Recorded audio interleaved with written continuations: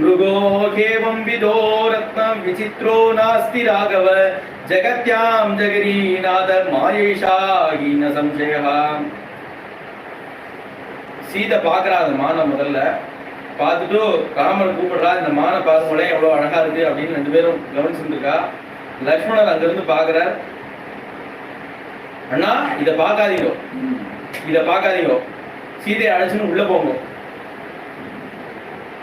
நீங்க தான் அவ்வளவு ஜெகத் சிருஷ்டி அவ்வளவும் பண்ணிருக்கீங்க, உங்க சிருஷ்டியில இப்படி ஒண்ணு உண்டா?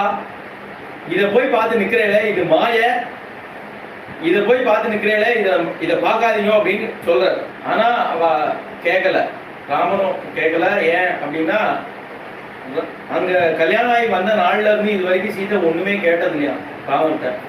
நேற்றுக்கு வனவாசத்துக்கு கிளம்பும் போதும் ராஜ்யத்துல இருந்து ஏதாவது எடுத்துன்னு வாங்களே அப்படின்னு கேட்கலையா. தனக்கு சீதனமா வந்த சாமான்கள்லாம் தனியா எடுத்து வைங்க அப்படின்னு